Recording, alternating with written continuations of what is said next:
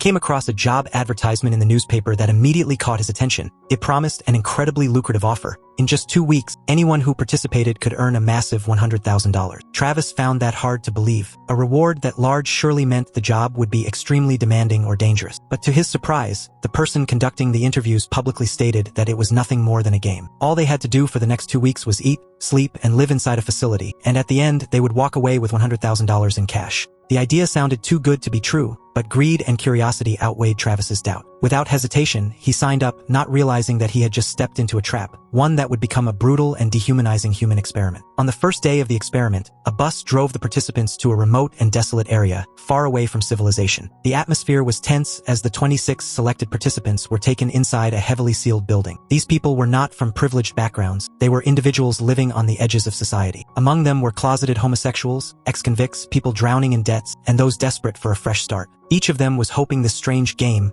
would give them a chance to rebuild their lives. Before the experiment began, the person in charge gathered everyone together and announced a few critical rules. The most important rule of all was simple: there must be absolutely no violence. If even a single act of violence occurred, an alarm light on the wall would immediately turn red, signaling that the experiment had failed. If that happened, every participant would lose their chance to receive the $100,000 reward. After laying out the basic condition, the supervisor began calling names one by one. The participants were then divided into 2 groups. 6 of them were assigned the role of guards, while the remaining 20 became prisoners. Once the division was done, the prisoners were led to small, confined cells. Before officially starting, the supervisor introduced 5 additional rules that everyone had to follow strictly. Among them, 2 were particularly crucial. First, prisoners were not allowed to speak to guards unless granted permission. Second, prisoners were absolutely forbidden from touching any guard. Violating these rules would result in collective punishment. Every prisoner would suffer for one person's mistake. On the other hand, if the guards failed to punish disobedient prisoners in time, the experiment would also be considered a failure. To begin the experiment, the guards were instructed to perform their first task: washing the prisoners. No one expected this simple procedure to become so charged. During the washing process, one of the guards, a blonde man named Chase, already started showing signs of his dark personality. His gaze lingered too long on certain prisoners, clearly revealing his disturbing interests. Fortunately, since it was only the first day, he restrained himself. After the washing was over,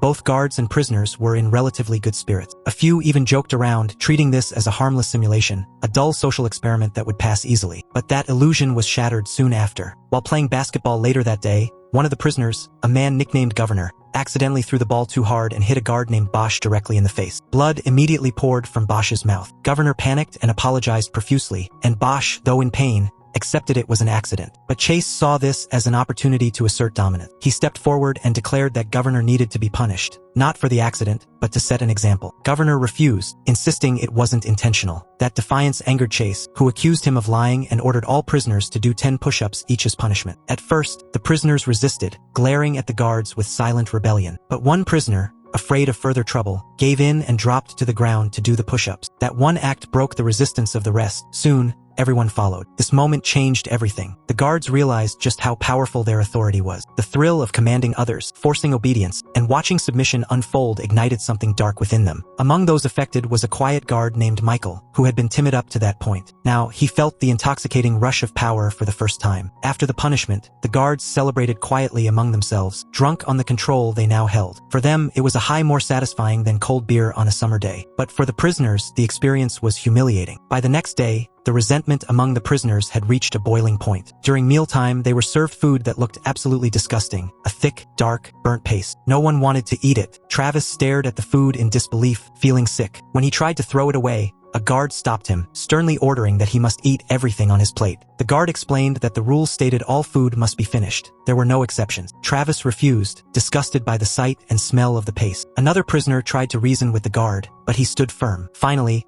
Travis smirked, pretending his hands were trembling, and deliberately dumped the entire contents of the plate into the trash bin. The guard froze, shocked, when suddenly Chase appeared. Chase's face hardened. He shouted that every prisoner must eat all their food, no matter what. No one would leave the cafeteria until their plates were spotless. His voice echoed through the room, and the other guards smirked behind him, enjoying his authority. But Travis had had enough. He grabbed another handful of the disgusting paste, shoved it into the guard's hand, and snapped, "If you like it so much, why don't you keep it?" The room went silent for a second. Then Chase's expression twisted in rage. He ordered collective punishment once again. Governor, who had been targeted the previous day, suddenly snapped. He threw a clump of food straight at the guard's face and began mocking him viciously. The other prisoners erupted too, shouting, laughing, and flinging food in every direction. The cafeteria became pure chaos. Guards rushed to lock the doors, but it was too late. The food fight had turned into an all-out rebellion. Chase's fury only deepened. He swore that the prisoners would pay for this defiance. Later that night, Guard Michael came up with an idea, one that would reveal just how far he had fallen. Around midnight, the guards stormed into the prison cells. Armed with carbon dioxide fire extinguishers, they sprayed choking white smoke through the air, making it nearly impossible for the prisoners to breathe or see. In the confusion, the guards overpowered everyone. Michael singled out Travis, the main instigator, and handcuffed him to the iron gate. Travis shouted, demanding to know what they were doing, but Michael's face had changed. The once mild-mannered man now looked possessed by authority. "This is your punishment," he said coldly. Michael then gave a loud, self-righteous speech to the other prisoners about obedience and discipline. His words were dripping with arrogance, and the power in his tone frightened everyone. The guards clapped and cheered for him afterward. That night, Michael felt something new awaken inside him, something monstrous. Standing before a mirror, staring at his twisted reflection, he felt both disgusted and thrilled. He was no longer the shy man he once was. He had become something far darker, a man addicted to control. The next day, the situation worsened. Among the prisoners was a man named Benji, who was diabetic. Because of the previous night's chaos, his condition had suddenly flared up, and he was in desperate need of insulin. He pleaded for help, but the guards ignored him completely. He collapsed on his bed, pale and shaking. When the guards finally noticed his condition during roll call the next morning, they did nothing. Even though Benji begged for his medicine, the guards coldly brushed him off. Instead, they dragged him out of the cell like a piece of trash. Travis couldn't take it anymore. His sense of justice burned with anger, and he tried to confront Michael, demanding they get help for Benji. But Michael snapped back, sneering at him, saying, "You're just a prisoner. Know your place." Michael even threatened Travis with more punishment if he kept talking. The tension between the two groups was about to explode, and the other guards could sense it. Quickly, they forced the prisoners back into their cells before the situation spiraled out of control. Inside the dim cell, Travis sat quietly, fuming with frustration. His cellmate, who had been through similar experiments before, leaned toward him and whispered words of caution. A grim warning born from experience that in this confined prison environment, one unchanging truth quickly revealed itself. The strong would always prey upon the weak. Travis's actions, his defiance against the guards' unjust authority, had made him their target. He had become a symbol of rebellion, and for the guards who saw themselves as the ruling class, that was intolerable. They saw him as a thorn in their side, a problem that needed to be eradicated. It was only a matter of time before they sought revenge. However, the rules of the experiment strictly prohibited violence. This made it difficult for the guards to punish Travis directly. But that didn't stop Michael. Corrupted by the illusion of power, he once again came up with a cruel and despicable idea. That night, under the cover of darkness, Michael led several guards into Travis's cell. Without giving him a chance to resist, they dragged him out and brought him to a blind spot, away from the surveillance camera. They tied him tightly to a chair. Michael, wearing a twisted grin, shaved Travis's head with deliberate slowness, humiliating him further. Then, in a voice dripping with arrogance, he declared, "Here, just a fart. This place is ours. It belongs to our rule." He leaned close and asked Travis if he would finally submit. But Travis, beaten and restrained, still managed to glare back and say firmly that he would not. That single act of defiance made Michael's face contort with rage. He kicked Travis hard to the ground. But even then, his anger didn't subside. Fueled by alcohol and delusion, Michael took another swig from a bottle, unzipped his pants, and in a display of pure depravity, urinated on Travis's head. Travis, helpless and trembling, could only endure the humiliation. Some of the guards who stood nearby looked disgusted by what they were witnessing, but not one of them stepped forward to stop it. Michael shouted at them, urging them to join in, and most complied, whether out of fear or perverse excitement. This was how bullying spreads in schools, workplaces, and now in the so-called experiment. The kind-hearted remain silent, too afraid to oppose the group, while those who participate in cruelty become accomplices in the crime. When it was finally over, Travis sat in silence, shattered. His mind and body had been broken. He regretted everything, regretted ever stepping into this horrific place. The filth covering him could be washed away, but the stain on his soul, the deep pain etched into his spirit, could never be erased. Meanwhile, Michael basked in his newfound authority. The other guards now regarded him as their unspoken leader. His power had grown unchecked, his madness unchallenged. He pointed to the alarm light on the wall and sneered. The red light didn't go on. The experimenters saw everything, and they didn't stop me. That means my way is the right way. Hearing these words, Guard Bosch, who had silently endured enough, finally spoke up. Disgusted, he declared that if anything like this ever happened again, any kind of abuse, he would walk away immediately. That moment created a deep rift within the guards. Unease began to grow in Michael's heart,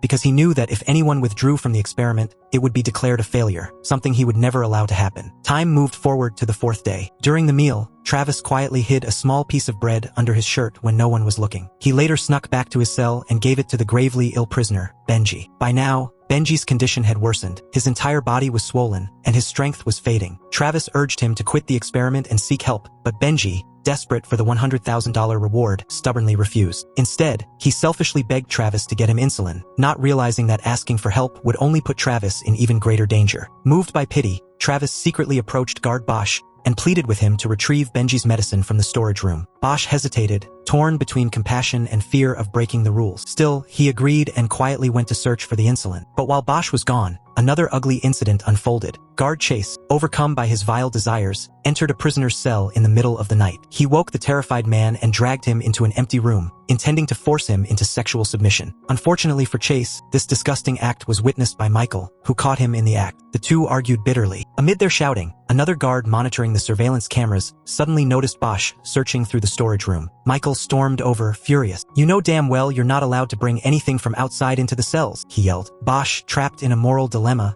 could only surrender the medicine. But Michael's cruelty didn't stop there. He twisted the situation further by framing Travis, accusing him of instigating the whole thing. Soon after, Michael and his men dragged Travis into the bathroom, tying him up once again. Travis tried desperately to reason with him, to appeal to any humanity left within Michael. "Stop this," he begged. "You don't have to go this far." But instead of calming him, Travis's words made Michael feel challenged, as if his authority were being questioned. That only made him angrier. To prove his dominance, Michael ordered Travis to clean the toilets. When Travis refused, Michael's face darkened. He ordered the guards to grab him and force his head into the filthy toilet bowl. As Travis struggled, Michael's cruelty escalated. He kept pushing his head down, again and again, until Travis's spirit broke completely. Finally, soaked in humiliation and unable to bear the torment anymore, Travis whispered the words Michael wanted to hear. "I am a prisoner." A wicked smile curled across Michael's face. He had won, or so he thought. Afterward, Travis hid in a corner, away from the cameras, covering his head with his shirt and quietly sobbing. He wanted to quit, to end this nightmare,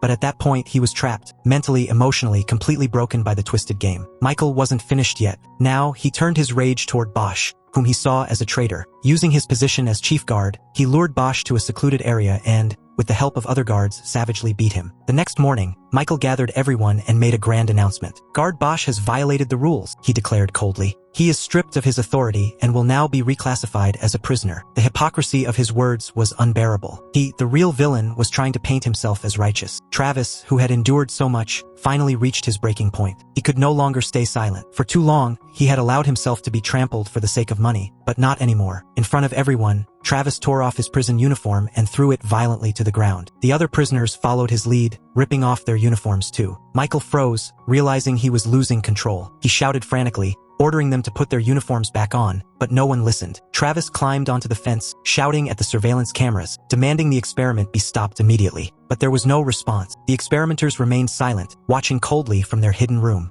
Michael panicked and grabbed Travis, dragging him down and choking him in a desperate attempt to reassert control. Prisoner Benji, weak but still conscious, tried to rush forward to help, and was struck on the head by Michael with a baton. Benji collapsed, convulsing violently on the floor. The entire room froze. Everyone stared, horrified. Then came the final snap, Michael's descent into complete madness. In a frenzy, he ordered Travis to be locked inside a sealed iron tube. He then forced the rest of the prisoners back into their cells, trying to contain the chaos and hide what had just happened. But fear had begun to spread even among the guards. They whispered that Michael had gone insane. His actions were no longer part of the experiment, they were crimes. Even so, Michael tried to justify himself, convincing one hesitant guard to stay, insisting that everything was under control. The next morning, the 6th day, Michael sat in front of the surveillance monitors, staring blankly at the red alarm light that had yet to turn on. His twisted smile returned. He believed he was invincible. Meanwhile, Chase had grown even more depraved. He tied a prisoner to a steel pipe, torturing him while demanding sexual favors. But he didn't know that Travis, trapped in the steel tube, had found a way out. Using a sharp piece of metal, he managed to pry open the latch. Just then, a piercing scream echoed through the halls. Another prisoner was being tortured. Hearing it ignited a burning rage inside Travis. He broke free, overpowered Chase, and with another prisoner's help, took the keys to the cells. Together, they freed the others one by one. When Travis reached Benji's cell, he found him lying motionless, dead. His friend's lifeless body filled him with fury and grief. The freed prisoners gathered around, their faces filled with anger. They decided it was time to take revenge. A terrified guard spotted them and ran to warn Michael. But Michael, completely blinded by power, refused to retreat. He grabbed a knife and prepared to fight back. The prisoners began pounding on the door, their rage unstoppable. The guards, terrified, abandoned Michael and fled. Alone, Michael watched as the reinforced glass door began to crack under the blows. Finally, realizing his end was near, he ran. The prisoners burst through the gate, chasing the guards with iron bars in hand. The entire facility erupted into chaos. At one gate, the guards' escape route was blocked. Michael, still delusional, tried to rally them, shouting orders and pretending to lead. But no one listened anymore, they only wanted to survive. The prisoners caught up, and the two sides clashed in a violent brawl. Just a week ago, they had been strangers, ordinary people brought together by greed. Now, they were enemies consumed by madness. All sense of order and humanity had vanished, replaced only by savagery and bloodlust. In the chaos, Travis confronted Michael. Michael pulled out his hidden dagger and lunged forward, stabbing at him without hesitation. But Travis caught the blade in time, narrowly escaping death. Blinded by rage, Travis tackled Michael to the ground, punching him over and over again. Around them, others fought brutally, their eyes red, their bodies drenched in blood. And then suddenly, the alarm light on the wall began to flash. A loud siren wailed through the air. Everyone froze, stunned. The massive iron gate began to lift. The experiment was finally over. What had been just a 7-day trial felt like a lifetime. The participants, broken and hollow, looked at each other in disbelief. How had things spiraled this far? Later, the truth came out. The experiment's organizers were arrested, and Michael himself was sent to prison for manslaughter. This film, The Experiment, serves as a chilling reflection of human nature's darker side and how it relates to our everyday lives. It forces us to confront an uncomfortable truth. The environment has a terrifying power to shape who we are. A uniform, a title, an identity, these are all it takes to change a person. Even knowing it was all just a simulation, the participants could not stop themselves. Once power was given, corruption followed. In the real world, it's no different. How many guards are born every day in workplaces, schools, and social circles? People who use their positions to dominate others. And how many prisoners, faced with injustice, choose silence rather than resistance? Power corrupts and obedience demands a price. And that is where today's story ends. Thank you for watching. What are your thoughts about The Experiment? Share them below and reflect on just how easily human nature can be manipulated.